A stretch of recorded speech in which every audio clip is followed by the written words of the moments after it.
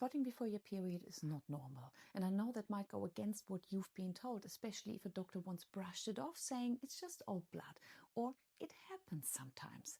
But the truth is that spotting before your period is your body whispering to you or sometimes even screaming. It's a sign that something isn't quite right with your hormones, maybe your cycle or your body's rhythm, and it's really worth listening to it. Most of the women I work with have been taught to ignore these signs, to live in survival mode, to push through and normalize what is actually not normal. And honestly, I get it. You're tired, you're overwhelmed, and maybe you've been dismissed more times than you can count.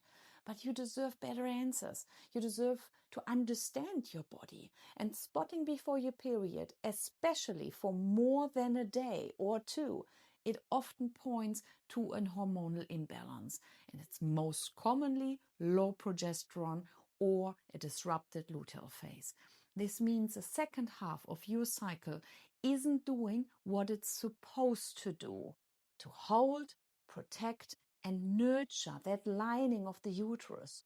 So instead, the lining starts breaking down early, causing then spotting and cramping and often a lot of disappointment. Some women think it's implantation bleeding. I've had women come to me say, I thought I was pregnant, only to find their full period starts a few days later. And that emotional crash is so brutal. But what causes low progesterone? And that's where it gets personal. For some women, it's stress. Constant chronic stress that tells your body it's not safe to ovulate or not safe to maintain a potential pregnancy. And for others, it's poor ovulation quality. Yes, you can technically ovulate and still have poor progesterone output. You might be tracking your luteinizing hormone surge with strips and thinking everything is fine. But if your body isn't producing enough progesterone after ovulation, you can still get spotting and short cycles or even early miscarriages. And there's also the issue of inflammation, and that's often missed. If your gut isn't functioning well, if you're not detoxing properly, or if you're eating foods that don't agree with you, that creates a massive cascade that can reduce progesterone production. And there's also thyroid health. That's another biggie. Even slightly low thyroid function, and the kind most doctors ignore or miss, they can mess with your cycle. It's not uncommon for women with Hashimoto's or subclinical hypothyroidism to go through premenstrual spotting, and they don't even know the two are connected. When I start working with women inside my fertility circle, one of the first things I do is to look at the full picture: your menstrual cycle, symptoms, emotions, even your stress levels, not just the blood work. I don't just want to know when you're spotting. I want to know how you're sleeping, what your digestion is like, how your energy changes throughout the day, because your menstrual cycle doesn't live just in a vacuum. It reflects everything else that's going on in your life. And I want to pause and say this. If you're spotting before your period and you're trying to conceive, you are certainly not broken. Your body is still functioning. Your body isn't failing you. It's speaking literally to you.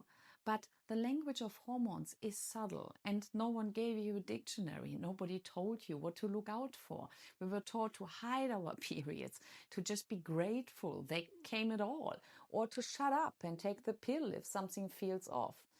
But I really believe we deserve much, much better. You deserve to feel empowered by your menstrual cycle and not confused or betrayed. You deserve to walk into a room and know that your symptoms matter and that your experience is real. And spotting is one of those experiences that gets written off way too quickly or not even looked at. So let me break it down simply. If you're spotting for more than a day before your period consistently, if it's brown, pink, or red, or if it comes with sore breasts that hang around for far too long, if your temperature drops too soon, if your cycle is under 26 days, or your luteal phase is under 11, these are all red flags. Not emergencies, but signs. And signs are meant to guide us. Now, here's a part that most people don't even tell you. You can fix this. Actually, quite simple. Your body is not stuck like this. I've seen so many women in their late 30s, early 40s, women with PCOS, with low AMH, with years of freaking disappointment. They can balance their hormones and stop spotting. And with that shift, things start happening. Ovulation gets stronger, luteal phases get longer, periods become cleaner, brighter, and more predictable. And yes, pregnancy happens because when your hormones work, your fertility can also. And I don't say that lightly. I say it because I've walked this road with so many women. I've sat with them in the fear, the grief, the disbelief, and the tiny glimmers of hope. And spotting is usually one of the first clues that something powerful is ready to change. You just need the right guidance. Now, maybe you're wondering, okay, but how do I actually fix it? And of course, I get that. We live in a world where answers are often vague or oversimplified. You're either told to wait it out or go on the damn hormonal birth control pill. But neither of those options help if you're trying to conceive or if you just want to understand and support your body naturally. The first step is to confirm what's actually really going on. And no, I don't mean guessing. I mean tracking your menstrual cycle properly, taking your basal body temperature each and every single morning, paying attention to your cervical mucus, and noting exactly when the spotting starts and how long it lasts and how it feels. This information is gold because if your temperature doesn't stay elevated for at least 11 days after ovulation, that's a strong clue your progesterone is too low. If your cervical mucus dries up too early or you get a second patch of mucus mid-luteal phase, your hormones may be fluctuating in a way that's interfering with implantation. And if your spotting always begins around day 21 or 22 of your cycle, it could be that your whole cycle is too short and your body just isn't holding on long enough for conception to happen. And once we see what your body is doing, we can begin to support it. And no, it doesn't always mean fancy testing or expensive supplements. Sometimes it's about the basics first. Are you getting enough protein? Are you sleeping well enough? Is your blood sugar stable? Because progesterone thrives in a calm, well-fed body. It does not do well in a state of restriction or chaos or constant stress. In fact, stress is one of the biggest progesterone killers. When your body feels unsafe, it doesn't prioritize reproduction, it prioritizes survival. Cortisol goes up and progesterone often goes down. It's like your body is trying to say, not now, we need to survive the war before we make a baby. The problem is the war is in your inbox. It's in your mind. It's in the pressure to get pregnant quickly, to catch up, to control every little detail. And believe me, I know how hard it is to let go of that pressure. But, here's what I want you to hear. Your body will respond when you start treating it like it's already safe. And that means nourishment, not punishment, rest, not guilt, consistency, and not perfection. Inside my Fertility Circle, we work on this every single week, and not just on the food and the supplements, but on the why behind the stress. Because it's not always about what you're eating or when you're ovulating, it's about whether your body feels held, supported, and safe enough to let go. So many of my clients start with a belief that their body is failing them, that it's broken, that they are broken, or that it's too late.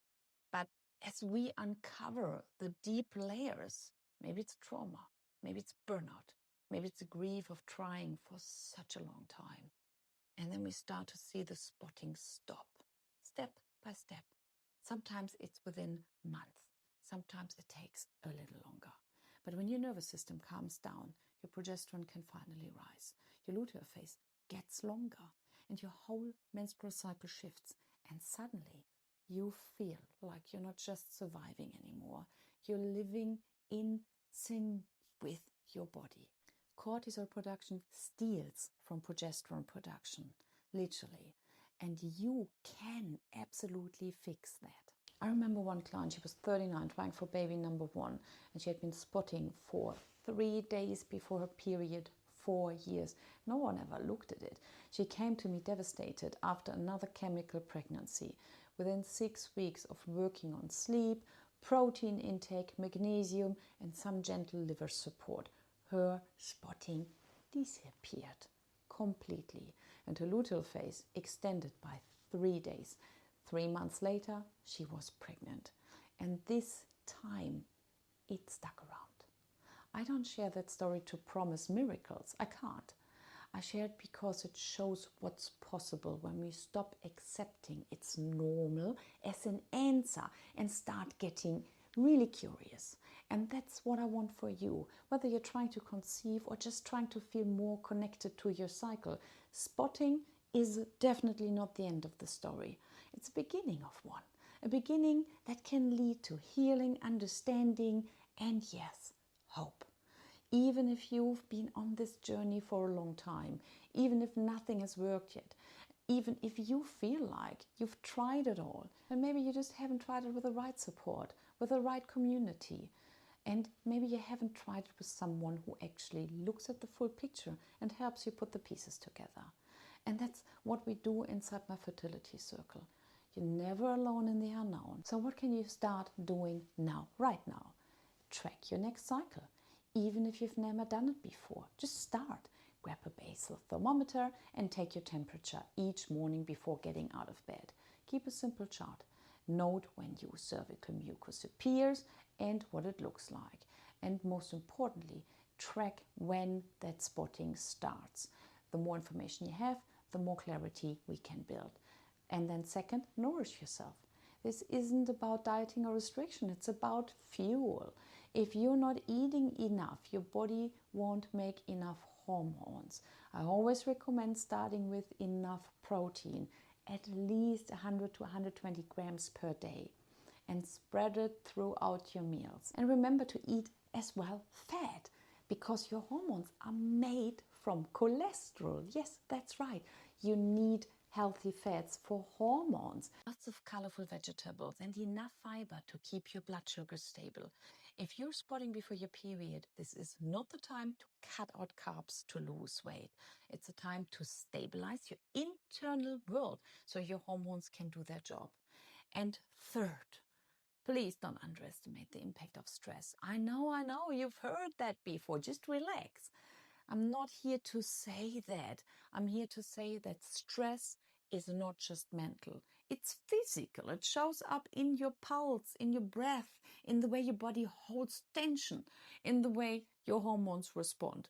So when your cortisol is high and your nervous system is in fight or flight, your progesterone will likely suffer.